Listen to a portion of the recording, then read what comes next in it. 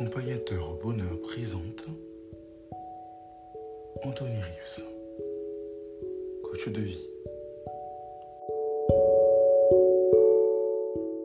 Qu'est-ce que l'amour en termes simples et imagés? Accompagnateur au bonheur aujourd'hui, va vous le présenter, va vous l'expliquer. En termes simples et imagés, que ce soit l'amour envers un ami ou qui témoigne de l'affection, ou l'amour érotique.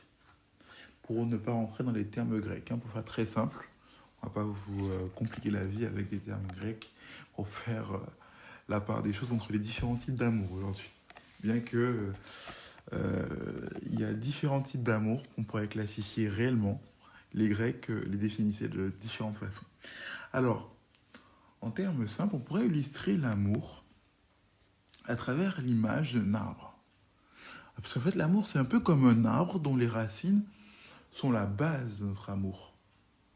Et en fait, on comprend qu'un arbre doit être arrosé, entretenu pour grandir et pousser.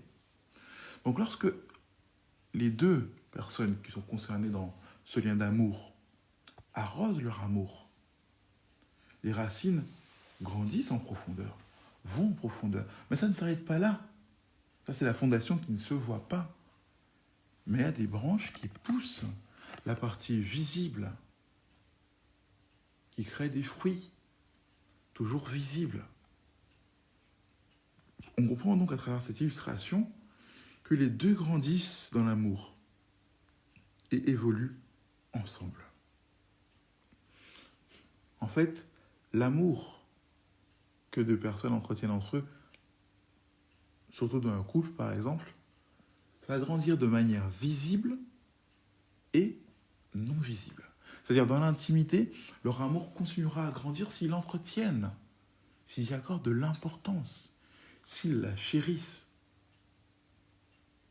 Et en public, leur amour va se témoigner par des gestes, mais ce sera un amour authentique, pas une démonstration théâtrale pour berner les autres. Ce sera un réflexe naturel de leur affection réelle. Voilà en somme, qu'est-ce que l'amour? En fait, c'est un arbre, quelque part. En illustrant, c'est un arbre qui pousse en profondeur et qui pousse aussi et qui grandit aussi à l'extérieur et de par ses branches.